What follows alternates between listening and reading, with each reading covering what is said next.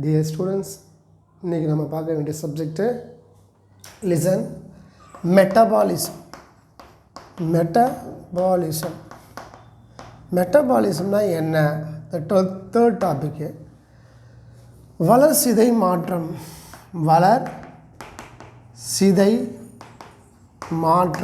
வளர்சிதை மாற்றத்தை தான் நம்ம மெட்டபாலிசம் அப்படின்னு நம்ம சொல்லுவோம். வளர்சிதை மாற்றம் இது 2 டைப்ஸாக பிரிக்கிறோம்.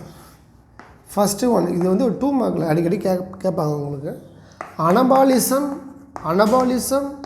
அண்டு கெட்டபாலிசம் அப்படின்னு நம்ம சொல்கிறோம். Anabolism, catabolism. இந்த அனபாலிசம் எப்பவுமே ப்ராசஸ் எப்படின்னா பில்டப் ப்ராசஸ். இது வந்து ஒரு பிரேக்கப் ப்ராசஸ் அப்படின்னு சொல்லுவாங்க. செகண்ட், இது எப்படி இருக்குன்னா ஸ்மால் டு லார்ஜ் அப்படின்னு வச்சுங்களா. ஸ்மால் டு லார்ஜ், இது லார்ஜ் டு ஸ்மால். இதில் வந்து ஃபார்மேஷன் அண்டு ஸ்டோரேஜ் இதில் காணப்படுகிறது. இதில் என்ன அப்படின்னா அதாவது ரிலீஸ் அண்டு யூஸ்டு. சும்மா ஷார்ட்டாக சொல்கிறேன். நெக்ஸ்ட்டு இதில் மெட்டபாலிசத்தில் என்னென்னா இப்போ ப்ரோட்டீன் ஃபார்ம்டு சரிங்களா. Protein from amino acid, protein form ஆகுது ஃப்ரம் அமினோ ஆசிட். இது ஒரு process. Protein from amino acid. பாருங்களா, அடுத்தது வந்து பாருங்கள், இதில் குளுக்கோஸ் என்ன பண்ணுதுன்னா குளுக்கோஸில் வந்து என்ன பண்ண கன்வெர்ட் ஆகி, அதாவது carbon di oxide plus water. இதுதான் ஷார்ட்டாக சொல்லும் போது. இதோட டெஃபினேஷன் என்ன அப்படின்னா இங்கே பாருங்கள், ஷார்ட்டாக இங்கே புரிஞ்சுக்கிற மாதிரி ஈஸியாக சொல்லிடுறேன் பாருங்கள். அதாவது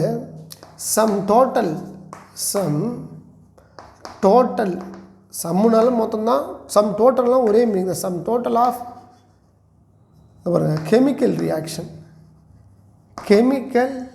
ரியாக்ஷன் பாருங்களா, taking place in a cell. அதாவது டேக்கிங் பிளேஸ் எங்கே நடக்குது? Taking place in a cell of the living organism அப்படிங்கிற வச்சுக்கோங்க. இன் எ செல்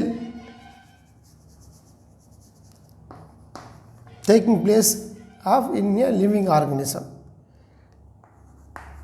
அதாவது ஒரு செல்லுக்குள்ளார நடக்கக்கூடிய எல்லா கெமிக்கல் ரியாக்ஷனும் நம்ம வந்து வளர்சிதை மாற்றம் அப்படின்னு நம்ம சொல்கிறோம். ஒரு செல்லுக்குள்ளே என்னென்ன மாற்றம் நடக்குது, டோட்டல் செல்லுலே எல்லா மாற்றம் நடக்குதுன்னா அது வந்து வளர்சிதை மாற்றம் அப்படின்னா என்னென்னா அனாபாலிசம் தமிழில் வந்து வளர்மாற்றம் இதிலே தெரிஞ்சிடும் பாருங்க, வளர்மாற்றம். இந்த கெட்டபாலிசம் தமிழில் வந்து சிதை மாற்றம் அப்படின்னு நம்ம பிரிக்கிறோம். வளர்மாற்றம், சிதை மாற்றம் அப்படின்னா என்ன அப்படின்னா பில்டப்னா என்ன சார், பிரேக்கப்னா என்ன அப்படின்னா உதாரணத்துக்கு ஃபோட்டோசிந்தசிஸ் இங்கே எடுத்துக்கோமா. ஃபோட்டோசிந்தசிஸ் அப்படின்னு நினச்சிங்கன்னா ஃபோட்டோசிந்தசிஸில் கார்பன் டை ஆக்சைடு இருக்குது. உதாரணத்துக்கு கார்பன் டை ஆக்சைடு இருக்குது, கார்பன் டை ஆக்சைடு கூட வாட்டர் சேருது, எல்லாம் ஃப்ரீயாக தான் கிடைக்குது கார்பன் டை ஆக்சைடு வாட்ரு. இல்லை சன்லைட் இருக்குன்னு வச்சுக்கலாம், சன்லைட் இருக்குது, இந்த கேப்சர் ஆஃப் சன்லைட். உதாரணத்துக்கு சன்லைட் இருக்குது, கேப்சர் ஆஃப் சன்லைட்டு. இதில் குளோரோஃபில் பிக்மெண்ட் இருக்குது, குளோரோஃபில் பிக்மெண்ட்ஸு அதை டு அட்ராக்ட் த சன்லைட். இதோட ப்ராடக்ட் என்னன்னா இது வந்து ரா மெட்டீரியல்.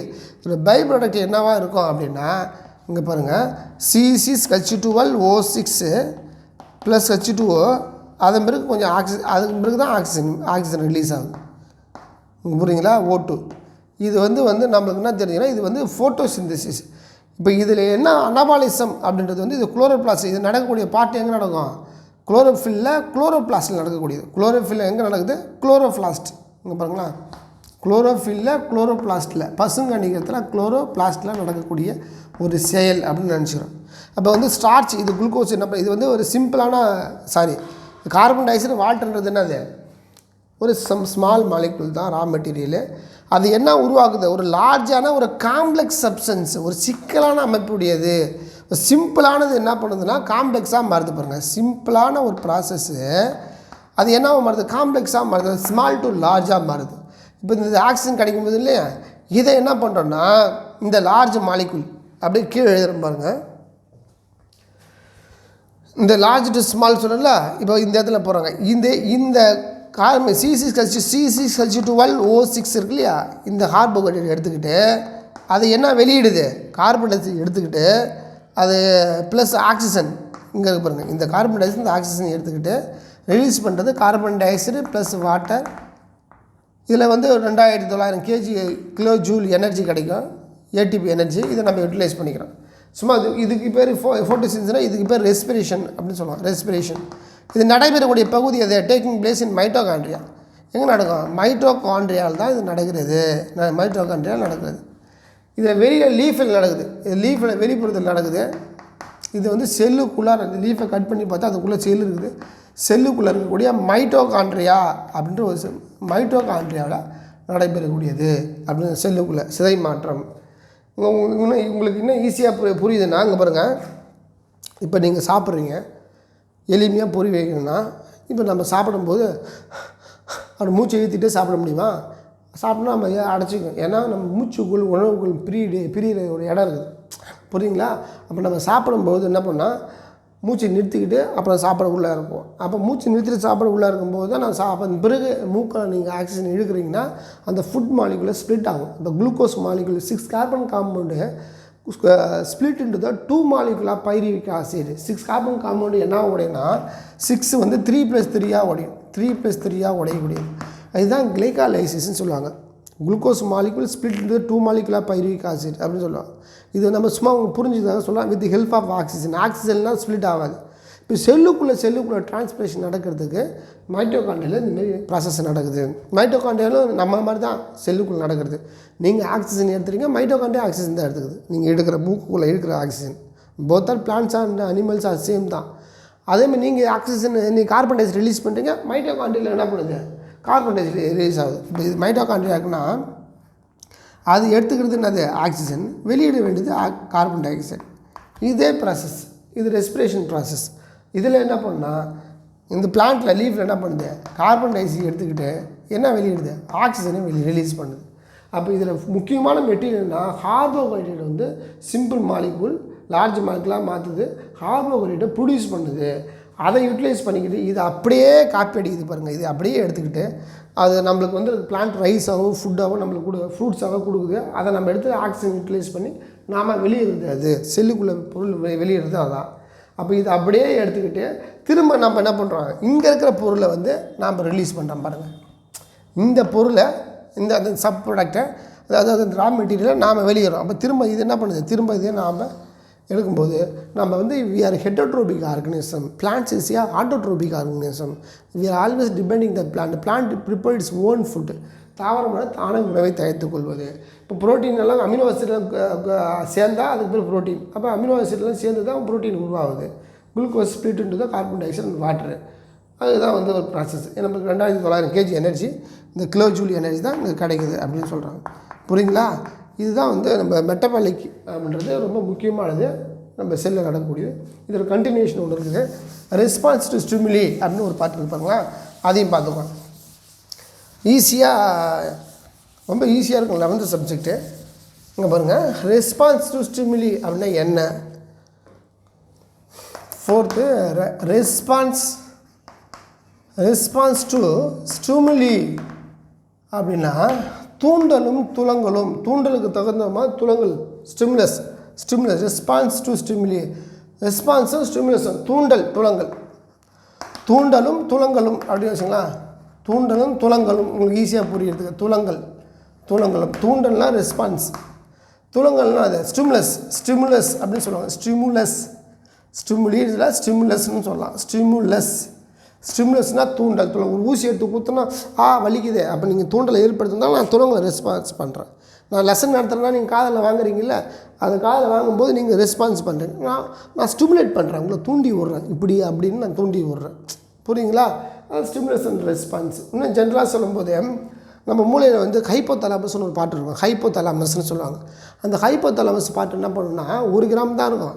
அது ஆனால் நம்ம வந்து அட்ராக்ட் பண்ணுறது, அவங்க யார் போகிறாங்க, இங்கே யார் வராங்க. நம்ம மொபைலில் பார்க்குற ஒரு அட்ராக்ஷன் நடக்குது. இதை பார்க்கணும், அதை பார்க்கணும், அவங்க எப்படி இருக்காங்க, இவங்க எப்படி இருக்காங்க, இந்த சினிமா தேட்டர் எப்படி இருக்குது, இந்த சினிமா தேட்டர் எப்படி இருக்குது, அங்கே போய் நம்ம சாப்பிட்லாமா, இங்கே போய் சாப்பிட்லாமா, இதெல்லாம் டெசிஷன் எடுக்கிறீங்கள. அது எல்லாத்தையும் தூண்டி விடுறது எதுன்னா ஹைப்போதாலமஸ்னு ஒரு கிராம் தான் இருக்குது. எல்லாத்தையும் ஸ்டிமுலேட் பண்ணி விடும். நீங்கள் ஸ்டிமுலேட் மற்ற பொருளில் உங்கள் தூண்டலை ஏற்படுத்தினா அது துளங்களை வந்து ரெஸ்பான்ஸு பாடி ஃபுல்லாத்தையும் கண்ட்ரோல் பண்ணக்கூடியது அந்த ஹைப்போதாலமஸ்.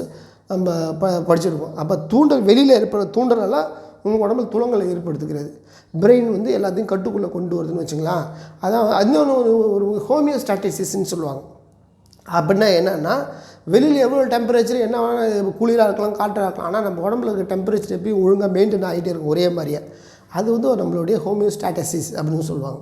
சரி, இதெல்லாம் வந்து யாருன்னா வெளியில் தூண்டலுக்கும் துளங்களுக்குள்ள வித்தியாசத்தை தெரிஞ்சுக்கிறோம். வெளியில் இருந்தாலும் எதுவுமே இல்லாமல் நடக்கிறதுக்கு ஒரு ஹோமியோஸ்டாட்டிசிஸ் அது ஒரு பார்ட். புரியுங்களா? எந்த தூண்டல் துளி எக்ஸ்டர்னல் இது இருந்தாலும் எதுவுமே கன்சிடர் பண்ணாமல் நம்ம உடம்புல இருக்கக்கூடிய வெப்பநிலை ரெகுலேட் பண்ணக்கூடியது என்னதுன்னா ரெகுலேஷன் ஆஃப் லைஃப் வந்து என்ன பண்ணால் ஹோமியோஸ்டாட்டிசிஸ் அப்படின்னு சொல்லுவாங்க. சரி, நம்ம இங்கே வந்துடும். நம்மளுக்கு எப்படி தூண்டல் துளங்கள் ஏற்படுது அப்படின்னா, இப்போ உதாரணத்துக்கு ரெஸ்பான்ஸு. இப்போ தூண்டல்னா அதாவது இந்த capacity of the sense by the external organs. அதாவது ரெஸ்பான்ஸ் டு, அதாவது எந்த கெப்பாசிட்டி ஆஃப் சென்ஸ்னானது ஒரு சென்ஸு ஏதாவது தொடுதலால் இந்த பை த என்வரான்மெண்ட் இந்த எக்ஸ்டர்னலெல்லாம் நம்ம என்ன பண்ணுறோம், நம்ம உடம்புல ஒரு மாற்றம் நடக்குது அப்படின்னா அதுக்கு தான் நம்ம என்ன பண்ணுறோம், ஸ்டிமுலேஸ் அண்ட் ரெஸ்பான்ஸ் அப்படின்னு சொல்கிறோம். இப்போ ரெஸ்பான்ஸ் எப்படிலாம் இருக்கலாம்? ரெஸ்பான்ஸ் டு பி என்னது, ரெஸ்பான்ஸ் எப்படி இருக்குன்னா டு ஃபிசிக்கலாக இருக்கும், physical and chemical and as well as biological stimuli. பயாலஜிக்கலாக இருக்கலாம், பயாலஜிக்கல் ஸ்டிமுலி. இந்த ஸ்டிமுலி எப்படிலாம் இருக்குது பாருங்கள். இந்த ஸ்டிமுலி இதெல்லாம் ஸ்டிமுலி இதெல்லாம் ஸ்டிமுலி. இந்த ரெஸ்பான்ஸ் அதுக்கு தகுந்த மாதிரி நம்ம என்ன பண்ணுறோம், ரெஸ்பான்ஸு இந்த இதில் 2 டைப்ஸாக பிரிக்கிறோம். ரெஸ்பான்ஸ் ஸ்டிமுலி என்ன பண்ணால் நம்ம 2 டைப்ஸாக நம்ம எடுத்துக்கிறோம். அதாவது என்னென்னா இங்கே பாருங்கள், ஒன்று கான்சியஸ்னஸ், ஒன்று கான்சியஸ்னஸ் இரிட்டபிலிட்டின்னு சொல்லுவாங்க. கான்சியஸ்னஸ் அப்படின்னு சொல்லுவாங்க உணர்வு. அப்புறம் இரிட்டபிலிட்டி அப்படின்னு 2 வகையை பிரிக்கிறோம். அதாவது உணர்ச்சி அப்படின்னு சொல்கிறேன். உறுத்துணர்வு தமிழில் சொல்லுவாங்க. உறுத்துணர்வுனா என்னென்னு சொல்கிறாங்க, மீனிங் சொல்லும்போது உங்களுக்கு புரியும். இப்போ உதாரணத்துக்கு அதாவது அனிமல்ஸு என்ன பண்ணால் senses, animals sensing by the அனிமல்ஸா பிளான்ஸோ ஏதாவது animal sense by its organ. Animal sense எப்படி இருக்குன்னா பை இட்ஸ் ஆர்கன், அதோடைய ஆர்கன் மூலிமா ஏதோ ஒரு ப்ராசஸ் தூரத்தில் நடக்கக்கூடியது. Organ sense, animal sense by its organ.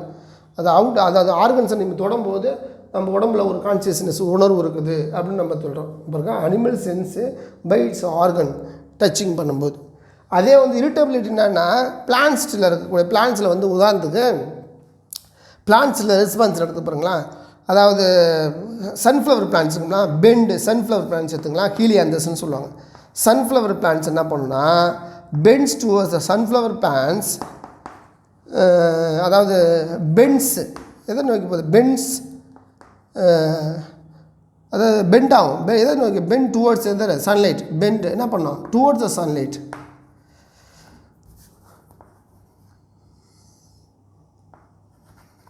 இந்த சன்லைட்டை நோக்கி போகக்கூடியது நம்ம என்ன பண்ணலாம், இந்த ஒரு சன்ஃப்ளவர் எக்ஸாம்பிள் இருக்கலாம்.